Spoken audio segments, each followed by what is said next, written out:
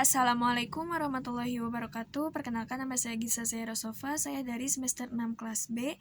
Di sini saya akan sedikit menjelaskan mengenai syarat peniadaan pidana. Yang pertama pada pasal 44.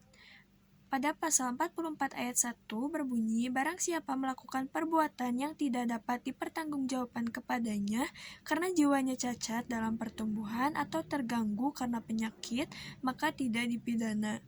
Pada ayat 2 berbunyi, jika ternyata perbuatan itu tidak dapat dipertanggungjawabkan kepada pelakunya karena pertumbuhan jiwanya cacat atau terganggu karena penyakit, maka hakim dapat memerintahkan orang itu supaya orang itu dimasukkan ke rumah sakit jiwa paling lambat atau paling lama 1 tahun sebagai waktu percobaan. Pada pasal 3 berbunyi, ketentuan dalam ayat 2 hanya berlaku bagi Mahkamah Agung, Pengadilan Tinggi, dan Pengadilan Negeri.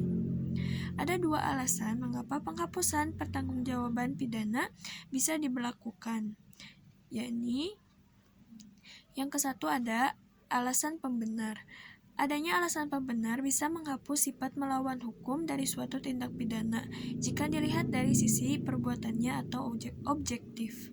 Alasannya ada pada pasal 48 tentang keadaan darurat, pasal 49 ayat 1 pembelaan terpaksa, pasal 50 peraturan perundang-undangan, dan pasal 51 ayat 1 perintah jabatan. Alasan yang kedua yaitu alasan pemaaf. Adanya alasan pemaaf yang bisa dihapus kesalahan suatu tindak pidana, sedangkan perbuatannya tetap melawan hukum.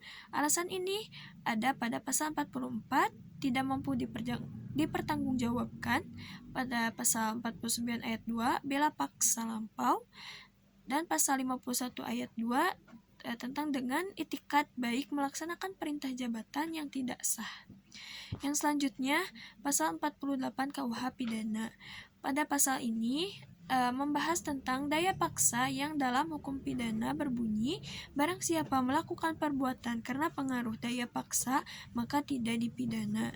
Jika dilihat pada rumusan pasal tersebut, maka dapat dipahami bahwa daya paksa dapat menjadi salah satu alasan dalam hal penghapusan pidana. Selanjutnya, pasal 49 ayat 1 KUH Pidana menyebutkan, barang siapa terpaksa melakukan perbuatan untuk pembelaan karena ada serangan atau ancaman, serangan ketika itu yang melawan hukum terhadap diri sendiri maupun orang lain, terhadap kehormatan kesusilaan atau harta benda sendiri maupun orang lain, maka tidak dipidana. Sedangkan pada pasal 49 ayat 2 KUH Pidana berbunyi, pembelaan terpaksa yang melampaui batas yang langsung disebabkan oleh keguncangan jiwa yang hebat karena serangan atau ancaman serangan itu, maka tidak dipidana. Keduanya berasal dari postulat necessitas quod cogit defendit, artinya keadaan terpaksa melindungi apa yang harus diperbuat.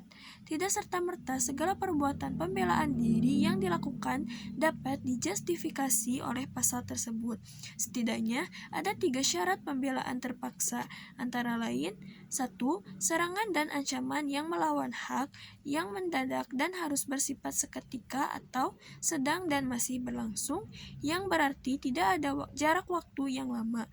Begitu orang tersebut mengerti adanya serangan, seketika itu pula dia melakukan pembelaan.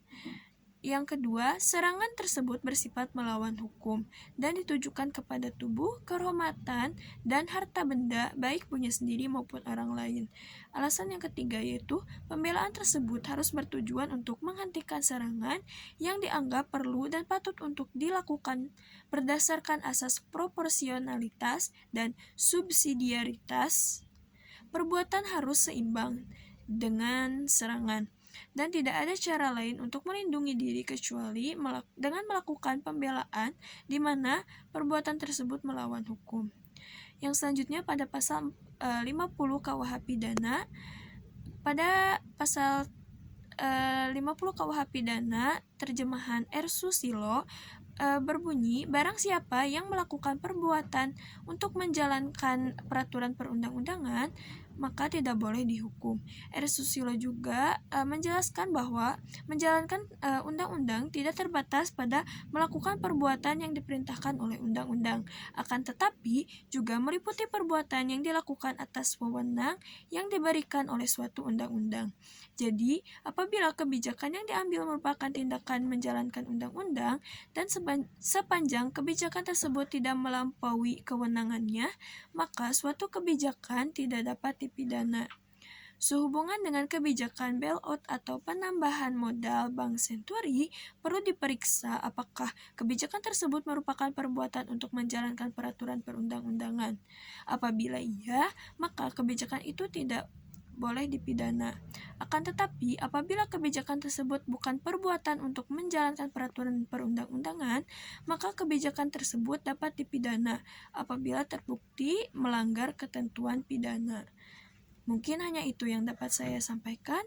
Mohon maaf apabila ada kekurangan dan kesalahan. Wabillahi taufiq wa hidayah. Wassalamualaikum warahmatullahi wabarakatuh.